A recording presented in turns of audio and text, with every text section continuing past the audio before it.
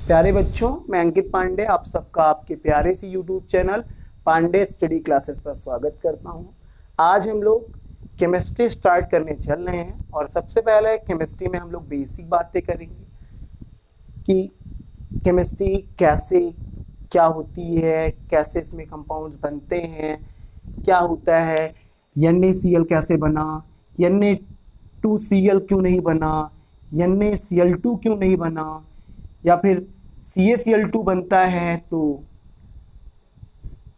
अगर हम लोग AlCl2 बनाएं तो ये क्यों नहीं बनेगा, AlCl3 ही क्यों बनता है, या फिर कैल्शियम ऑक्साइड CaO होता है तो सोडियम ऑक्साइड Na2O क्यों होता है। ये सारी बातों के बारे में हम लोग पढ़ेंगे।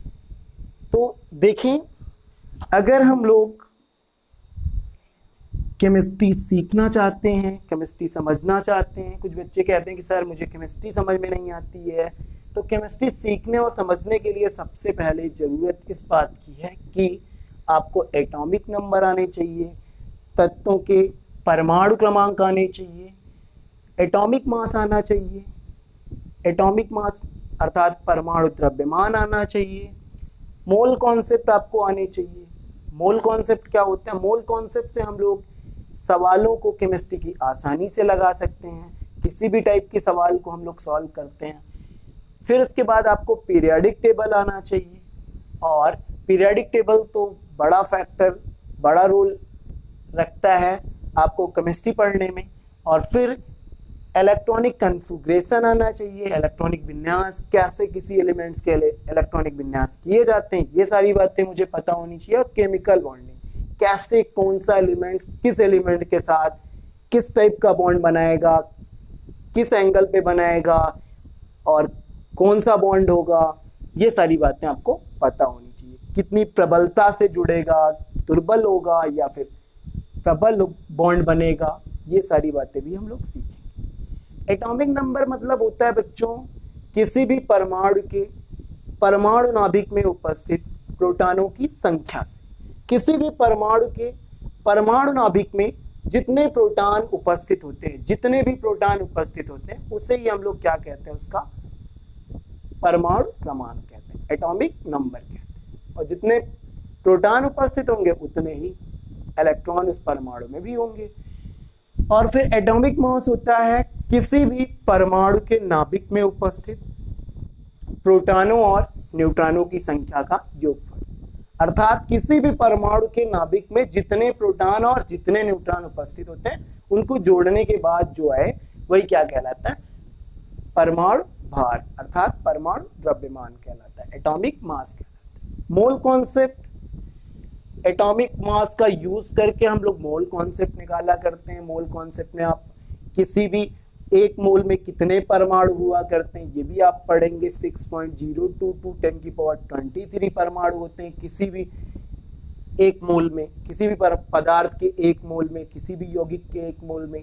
ये सारी बातें हम पढ़ पाएंगे। उसके बाद पीरियोडिक टेबल, जिसके बारे में आज हम लोग बात करेंगे। और फिर इलेक्ट्रॉनिक कन्फिग्रेशन, इलेक्ट्रॉनिक कन्फिग्रेशन में हम लोग इलेक्ट्रॉनिक विन्यास के बारे में बात करेंगे। किसी भी परमाणु के बाह्य कोश में कितने इलेक्ट्रॉन हैं, उसे अपना स्टेप पूरा करने में कितने इलेक्ट्रॉन चाहिए, क्या उसकी बैलेंसी होगी, क्या ऑक्सीडेशन नंबर होगी, इन सब के बारे में हम लोग बात करते हैं। और इलेक्ट्रॉनिक कन्फिग्रेशन के बाद हम केमिकल बॉन्डिंग की बात करते हैं। कौन किस टाइप का बॉन्ड बना रहा है, कैसा बॉन्ड होगा, कितनी प्रबलता से जुड़ा है किसी एटम से, कितना दुर्बल है, इन सब के बारे में बातें करेंगे। और अगर आपको ये सारी चीजें अच्छे से समझ में आ जाती हैं तो केमिस्ट्री बहुत ही इजी सब्जेक्ट है और बहुत ही आसानी से आप पढ़ भी पाएंगे। तो चलो हम लोग आज बात करते हैं पीरियोडिक टेबल की, क्योंकि सबसे पहले पीरियोडिक टेबल पढ़ेंगे जिसमें आपका एटॉमिक नंबर भी पढ़ा जाएगा, एटॉमिक मास भी पढ़ लिया जाएगा। फिर हम मोल कॉन्सेप्ट के बारे में आगे बात करेंगे, फिर इलेक्ट्रॉनिक कन्फिग्रेशन भी पढ़ेंगे और केमिकल बॉन्डिंग भी इसी आधार पे होती है। तो मेन पीरियोडिक टेबल है जिससे आप देख पाएंगे कौन सा एलिमेंट कहाँ है, कैसे है, क्या नेचर रखता है, इन सब के बारे में। तो सबसे पहले हम लोग बात करते हैं कि जो हमारे पास उपकोष होते हैं वो कितने टाइप के होते हैं। उपकोष बच्चों 4 टाइप के हमारे पास हैं, S, P, D और F। 4 प्रकार के हमारे पास उपकोष हुआ करते हैं, S, P, D और F। इसी आधार पर पीरियोडिक टेबल को आवर्त सारणी को 4 भागों में बांटा गया, जिन्हें हम ब्लॉक कहते हैं, S block, P block, D block और F block. S block, P block, D block और F ब्लॉक। तो S ब्लॉक और P ब्लॉक के बारे में आज हम लोग पढ़ेंगे, फिर अगले लेक्चर में हम लोग D ब्लॉक, F ब्लॉक को कवर करेंगे, फिर और बातें होंगी। तो S ब्लॉक और P ब्लॉक के एलिमेंट्स कैसे होते हैं, कहाँ पे हैं, क्या इनकी बैलेंसी होती है, इन सबको आओ हम लोग देखते हैं।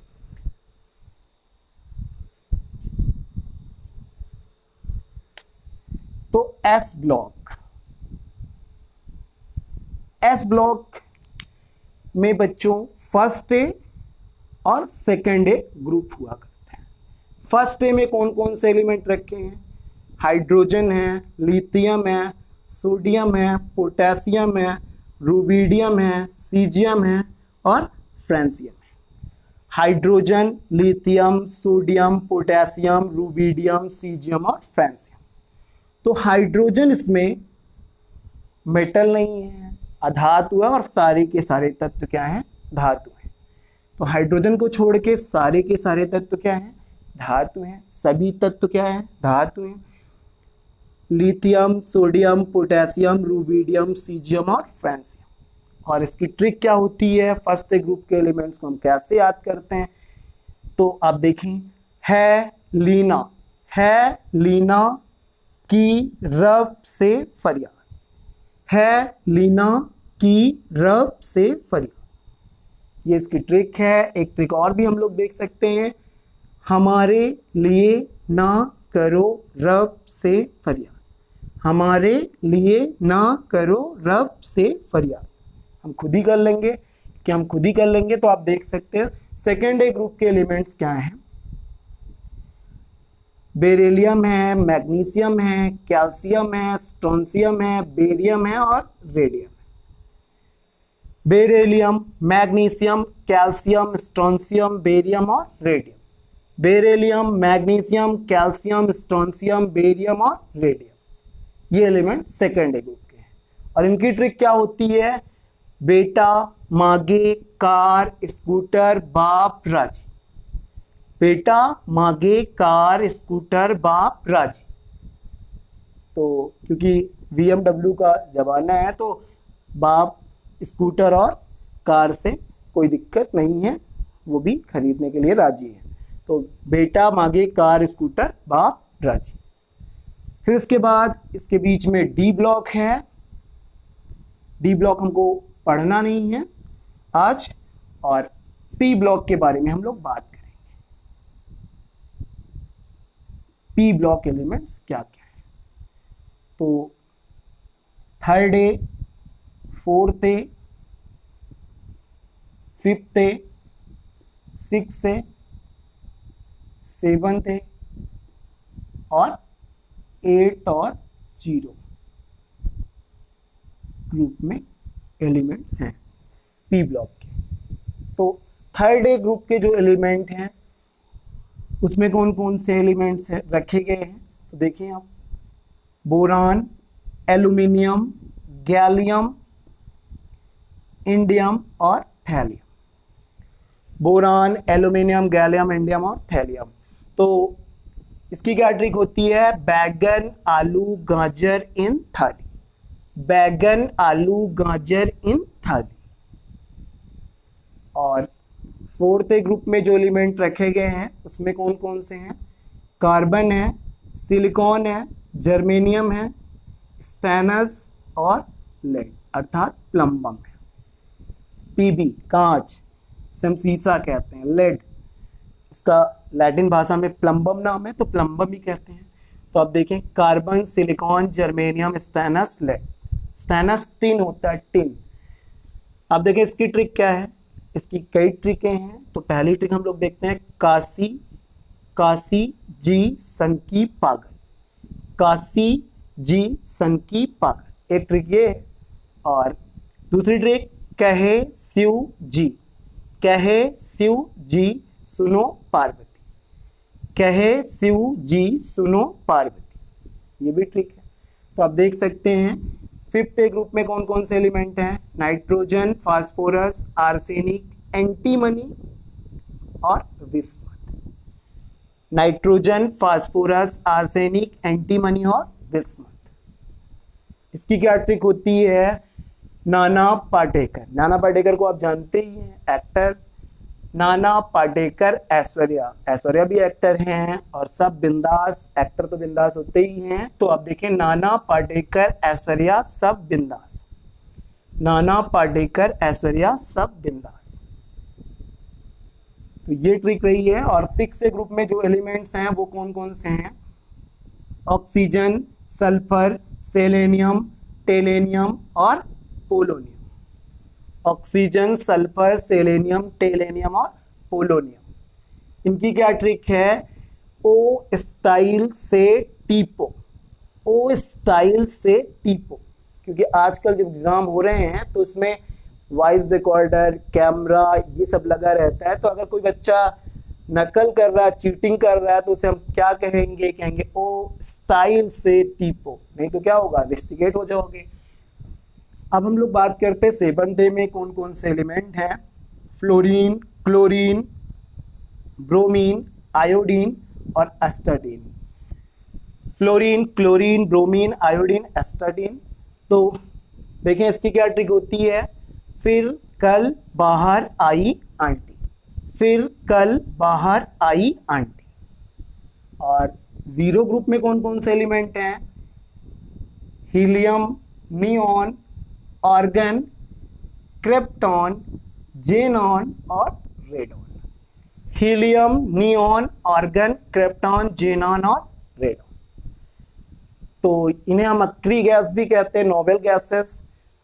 Helium, neon, argon, krypton, xenon और रेडॉन नोबेल गैसेस हैं। इनकी क्या ट्रिक है, हरभजन ने अरे करे एक्स्ट्रा रन, हरभजन ने अरे करे एक्स्ट्रा रन, ये इसकी ट्रिक है। जैसे अगर एक वर्ल्ड कप का कोई मैच रहे और उसके एक ओवर में 8 रन चाहिए लास्ट ओवर में, और आप हरभजन सिंह को बॉलिंग दी जाती है और वो वाइड पहले फेंकते हैं, तो सब दर्शक जो भी लोग होंगे वो सब क्या चिल्लाएंगे, हरभजन ने अरे करे एक्स्ट्रा रन।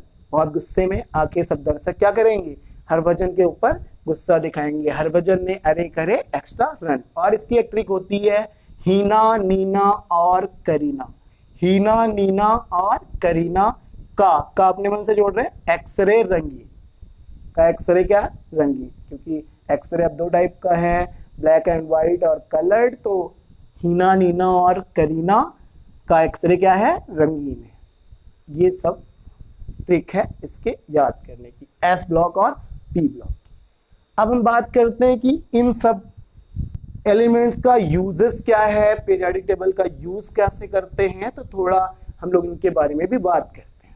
लेकिन उससे पहले हम लोग देखते हैं कि इसमें जितने एलिमेंट्स हैं, कितने टाइप के एलिमेंट्स हुआ करते हैं। तो पीरियोडिक टेबल में 3 टाइप के एलिमेंट्स हैं। एक आपके पास है धातु, दूसरा है उपधातु और तीसरा है अधातु। धातु को हम लोग कहते हैं मेटल, उपधातु को हम लोग कहते हैं मेटलॉइड,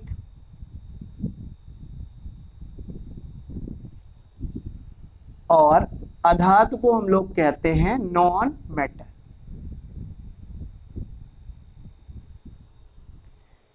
धातुएं कौन कौन सी हैं, उपधातु कौन कौन से तत्व हैं और अधातु कौन कौन से तत्व हैं, इनके बारे में हम लोग बात करते हैं।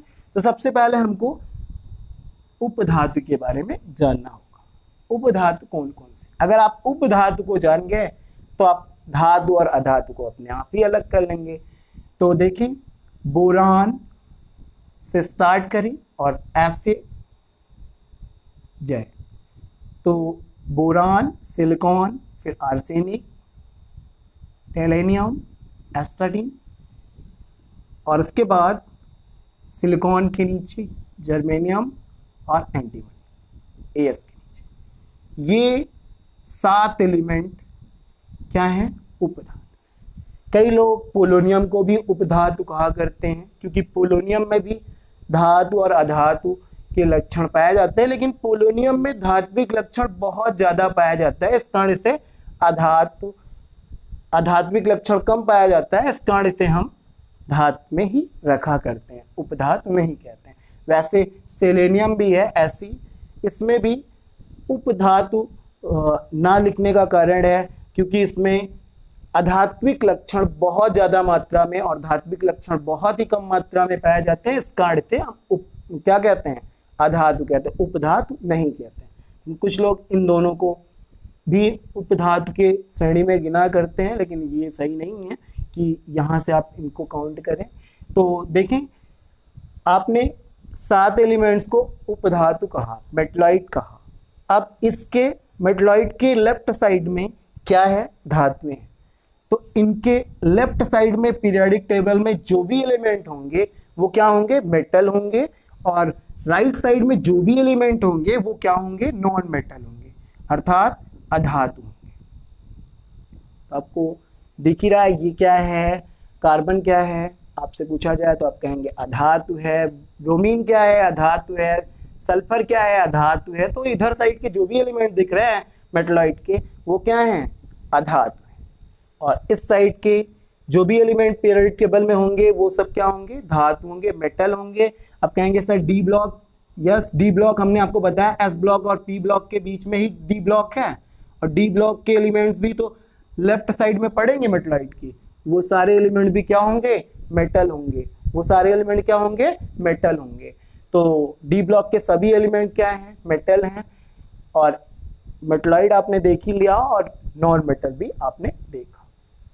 अब हम लोग बात आगे करते हैं कि इनका क्या यूसेज होता है। तो सबसे पहले आप देखिए कि बैलेंसी से ही इनसे हम कोई कंपाउंड बना पाएंगे, कि किसी भी एलिमेंट की हमको बैलेंसी पता हो सबसे पहले, और उसके बाद हम उसका कंपाउंड कैसे बनाएं ये देखेंगे। तो देखिए, फर्स्ट है, सेकेंड है, थर्ड है, फोर्थ है, फिफ्थ है, सिक्स है, सेवंथ है, 8 और 0 जो है, ये अगर हम नंबरिंग काउंटिंग में लें तो कौन से ग्रुप में आएंगे। डी ब्लॉक में 10 ग्रुप हैं, तो 1 2 और 10 इसका छोड़ दें तो कितना होगा, 30। यहाँ 2 है ही, 10 और जोड़ें 12 हो चुका, 13 14 15 16 17 और ये 18 ग्रुप है। ये कौन सा ग्रुप है, सेकेंड। फिर 10 ग्रुप आपके छूट जाएंगे किसके लिए, डी ब्लॉक के लिए। फिर ये क्या है, 13 14 15 16 17 18। इनका बैलेंसी निकालने के लिए एक नंबर हम लोग याद करेंगे, 1 2 3 4 1 2 3 4 3 2 1 0। इसका मतलब है कि इस ग्रुप के जो एलिमेंट हैं उनकी बैलेंसी कितनी है, 3 है। इस ग्रुप के जो भी एलिमेंट हैं, इस फैमिली के जो भी एलिमेंट हैं उनकी बैलेंसी कितनी है, 2 है। इसके एलिमेंट्स की बैलेंसी कितनी है, 3 है। ऐसे जो ग्रुप के ऊपर नंबर लिखा है वही उसकी बैलेंसी है। क्या आप याद रखेंगे, 1 2 3 4 3 2 1 0। तो इनसे हम लोग सिंपल रिएक्शन और सिंपल फार्मूला, केमिकल फार्मूला बना पाएंगे किसी भी कंपाउंड का। तो हम लोग आगे देखेंगे कैसे इनका एप्लीकेशन किया जाता है। तो चलिए हम लोग देखते हैं कुछ सिंपल इनका यूज करके, बैलेंसी का यूज करके कुछ सिंपल कंपाउंड के केमिकल फार्मूले। जैसे अगर आपसे कोई कहता है कि सर आप सोडियम को अगर ऑक्सीजन के साथ एलिमेंट बनाएंगे, सोडियम और ऑक्सीजन एलिमेंट से अगर आप कोई कंपाउंड बनाएंगे तो वो कंपाउंड क्या होगा। अगर आप सोडियम एलिमेंट्स और ऑक्सीजन एलिमेंट को लेकर के कोई कंपाउंड जनरेट करना चाहते हैं तो वो कौन सा कंपाउंड होगा, उसका केमिकल फार्मूला क्या होगा, उसका नेम क्या होगा, ये सारी बातें उठती हैं। तो आप देखिए, सबसे पहले इसका जो बैलेंसी है, इसकी Na की जो बैलेंसी है वो कितनी है, 1 है, और ऑक्सीजन की जो बैलेंसी है वो कितनी है, 2 है। तो इनका हम क्रॉस मल्टीप्लिकेशन कराएंगे और इनसे जो एलिमेंट बन रहा है वो Na2 और O, Na2O बन रहा है। और Na का क्या नाम होता है, सोडियम, और O का नाम होता है ऑक्साइड। तो सोडियम ऑक्साइड क्या होगा, ऑक्सीजन नाम है, ऑक्साइड पढ़ते लास्ट में, तो क्या होता है, सोडियम ऑक्साइड बन रहा है। और सोडियम ऑक्साइड का जो केमिकल फार्मूला आ रहा है वो क्या आ रहा है Na2O। कैसे आया ये भी आप समझ चुके हैं। जैसे अगर आपसे कोई कहता है कि सर कैल्शियम का फास्फोरस के साथ कौन सा केमिकल कंपाउंड बनेगा, तो आप बता सकते हैं कि कैल्शियम का कितना होता है वैलेंसी, तो 2, और फास्फोरस का कितना होता है तो 3, और क्रॉस मल्टीप्लिकेशन तो कितना आएगा Ca3P2, Ca3P2 आएगा। Ca का क्या नाम है कैल्शियम, P का क्या नाम है फास्फोरस, लेकिन इसको हम फास्फाइड कहेंगे, तो क्या नाम पड़ा इसका कैल्शियम फास्फाइड। क्या बना कैल्शियम फास्फाइड। अब हम लोग अगर हमसे कोई कह दे कि सर आप एल्युमिनियम का क्लोरीन के साथ बनाइए, तो एल्युमिनियम कहाँ पे है, ये आपके थर्ड में है एल्युमिनियम, और इसकी बैलेंसी कितनी है 3, और क्लोरीन की कितनी है 1 है। तो आप ऐसे क्रॉस मल्टीप्लिकेशन कराएं और क्या बनेगा आपके पास Al और Cl3, aluminium chloride, aluminium chloride बनेगा। अगर कोई कहता है कि सर आप नाइट्रोजन का क्लोरीन के साथ कंपाउंड्स बनाएं, अगर नाइट्रोजन एलिमेंट्स और क्लोरीन एलिमेंट्स रिएक्ट करेंगे तो क्या बनेगा, तो नाइट्रोजन की कितनी बैलेंसी है 3 और क्लोरीन की कितनी है 1, तो मल्टीप्लिकेशन क्रॉस मल्टीप्लिकेशन कराने के बाद क्या आ रहा है NaNCl3, NaCl3 क्योंकि हमने N लिया है, ये आपके पास आ रहा है। फिर अगर आप F का Cl के साथ कराते तो F का जो बैलेंसी है वो कितना है 1 और Cl का कितना है 1, क्रॉस मल्टीप्लिकेशन कराने के बाद FCl। ऐसे ही अगर हम Mg का Br के साथ कराते हैं तो Mg का कितना होता है 2 और Br का कितना होता है 1, और क्रॉस मल्टीप्लिकेशन तो MgBr2। अब अगर हमसे कोई कहता है कि सर आप नियॉन का क्लोरीन के साथ कराएं, तो नियॉन की कितनी होती है बैलेंसी 0 और क्लोरीन की कितनी होती है 1, तो अगर आप क्रॉस मल्टीप्लिकेशन कराते हैं तो आपके पास Ne और Cl कितना आएगा 0। Cl 0 का मतलब Cl है ही नहीं है, Cl का कोई मतलब नहीं है, Cl है ही नहीं है इसमें, और अगर Cl नहीं है तो ये कोई कंपाउंड नहीं होगा, क्योंकि आप Ne और Cl दोनों से बना रहे थे और Cl है ही नहीं है इसमें, तो ये कंपाउंड नहीं बन सकता। क्यों, क्योंकि जब Cl नहीं है तो ये कंपाउंड में Cl ही नहीं रहेगा, तो कंपाउंड क्या होगा, नहीं होगा। जैसे अगर आपके पास, अगर आप कह देते हैं कि मेरे पास तो 4 अमेरिका है, सॉरी 4 अमेरिका नहीं, जैसे अगर आप कहते हैं कि मेरे पास 0 एरोप्लेन है, इसका मतलब मेरे पास कोई एरोप्लेन नहीं है। अगर मैं कहता हूँ कि मेरे पास एक ऑडी है, तो इसका मतलब एक ऑडी रहेगा। अगर मैं कहता हूँ कि मेरे पास 0 एरोप्लेन है, तो मेरे पास 0 इसका मतलब कोई एरोप्लेन नहीं है। तो ऐसे ही Cl के पास 0, Cl कितना है 0 है, इसका मतलब यहाँ पे Cl है ही नहीं है और ये कंपाउंड नहीं बन पाएगा। तो आपने देखा कि ये कंपाउंड कैसे बन रहे थे एलिमेंट से। अगर हम इस पे और आगे बात करते हैं कि कंपाउंड कितने टाइप के होते हैं, कौन किसके साथ रिएक्ट कर रहा है और कैसे बना रहा है एलिमेंट्स कंपाउंड को, तो कंपाउंड बच्चों 2 टाइप के बने हैं। एक आपके पास है आयनिक कंपाउंड, एक कोवैलेंट कंपाउंड। आयनिक कंपाउंड कब बनता है, जब मेटल नॉन मेटल के साथ रिएक्ट करता है तो क्या बनाता है आयनिक कंपाउंड।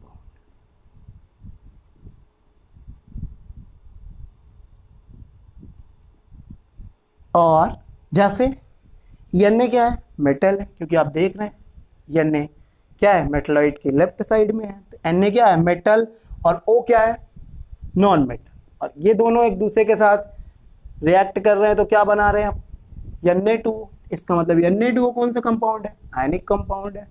Ca और P, यहाँ पे Ca ही लिखा था, Ca और P, Ca क्या है मेटल है, P क्या है नॉन मेटल है, इसका मतलब ये कंपाउंड भी आयनिक है। Al क्या है मेटल, Cl क्या है नॉन मेटल, ये कंपाउंड भी क्या है आयनिक है, क्योंकि Al आप देख रहे हैं मेटल है, Cl क्या है नॉन मेटल है, और मेटल और नॉन मेटल मिलकर के कौन सा कंपाउंड बनाते हैं आयनिक कंपाउंड बनाते हैं। अर्थात धातु और अधातु मिलकर कौन सा कंपाउंड बनाती है कौन सा कंपाउंड बनाती है? विद्युत संयोजी कंपाउंड बनाती है। अब हम लोग बात करते हैं ये N क्या है? N तो नॉन मेटल है, Cl भी क्या है? नॉन मेटल है। ये कौन सा कंपाउंड होगा? इसके बारे में बात करते हैं। जब नॉन मेटल के साथ रिएक्ट करता है तो वो क्या, कौन सा कंपाउंड बनाता है? कोवैलेंट